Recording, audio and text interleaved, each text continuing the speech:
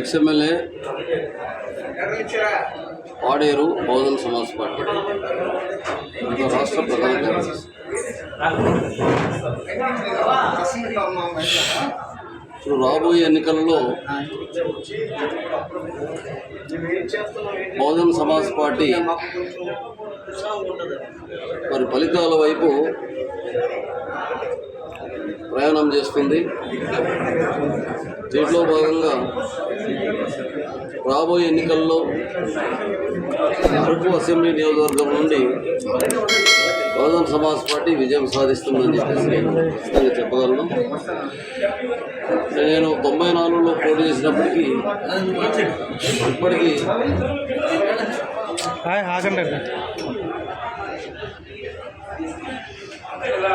ఇప్పటికీ మరి పోల్ చూసినట్లయితే ప్రజల్లో చైతన్యం చాలా వరకు పెరిగింది, ఓటర్లో చైతన్యం చాలా వచ్చింది. ఎందుకంటే వాళ్ళు ఈసారి డబ్బును ఓడించాలనుకుంటున్నారు, ఓటును గెలిపించాలనుకుంటున్నారు. బహుజన సమాజ్ పార్టీ గెలవడం అంటే ఓటు గెలవడం, డబ్బును ఓడించాలి. మిగతా అగ్రకుల పార్టీలు డబ్బుతో గెలుస్తున్నారు, ఆ డబ్బుతో వాళ్ళు గెలుస్తున్నారు, ఓట్లు కొంటున్నారు. ఈసారి డబ్బును ఓడించి ఓటును గెలిపించాలనుకుంటున్నారు. కాబట్టి బహుజన సమాజ్ పార్టీ గెలిపిస్తారు. తర్వాత ఆ రోజు నేను ఎమ్మెల్యేగా ఉన్న కాలంలో ప్రభుత్వాలతో పోరాడి వాళ్ళకు ఒప్పించి నేను సాధించినటువంటి ఫలితాలు కానీ లేకపోతే రాబట్టినటువంటి నిధులు కానీ, నా తర్వాత ఎన్నికైనటువంటి వాళ్ళు మంత్రులు కూడా వాళ్ళు మంత్రులు అయ్యారు. వాళ్ళు చేయలేని పని ఒక ఎమ్మెల్యేగా ఉన్నప్పుడు నేను చేయగలిగాను. అసెంబ్లీలో చాలా సమస్యల మీద నేను మాట్లాడగలిగాను, మన ప్రభుత్వం యొక్క తప్పిదాలు నిలదీయగలిగాను. దానివల్ల చాలా నిధులు వచ్చింది, ఏజెన్సీ ప్రాంతం అభివృద్ధి చెందింది. ఆ రోజు నేను చేసినటువంటి ఈ అభివృద్ధి పథకాలు అది ప్రజలు గుర్తు చేసుకుంటున్నారు.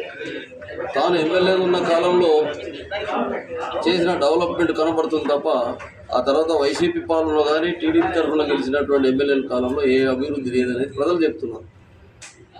దానివలన ఈ కారణంగా కూడా గెలుపు సాధ్యమవుతుంది.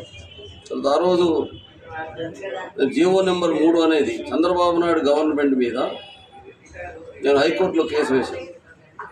275 జీవోను రద్దు చేసి ఇక్కడ ట్రైబల్స్కి ఉద్యోగాలు లేకుండా చేసింది చంద్రబాబు నాయుడు గారు.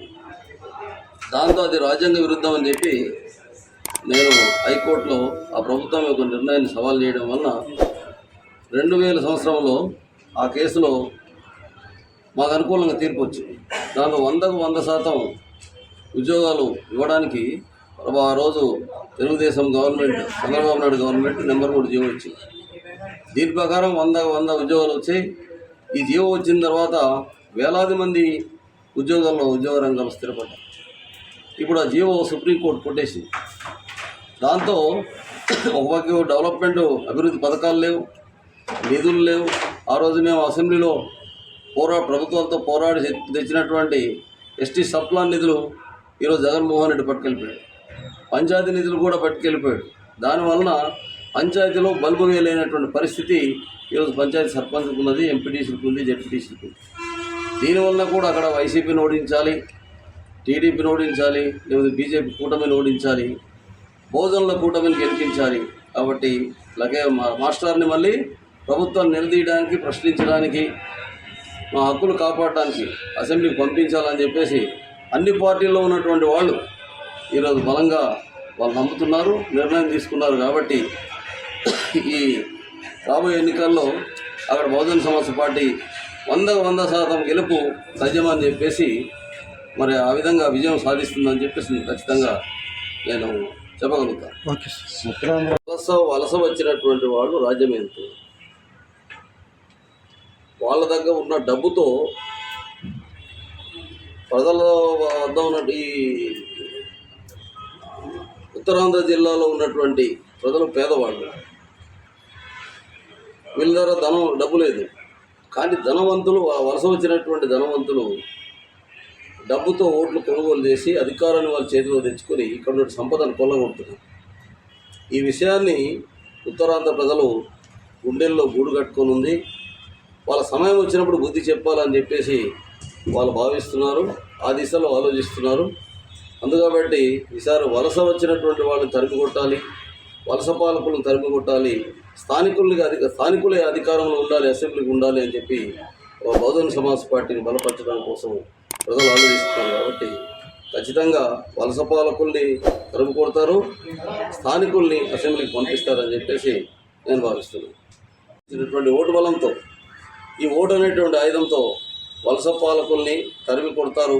ఇది తథ్యమని చెప్పేసి నేను నమ్ముతున్నాను.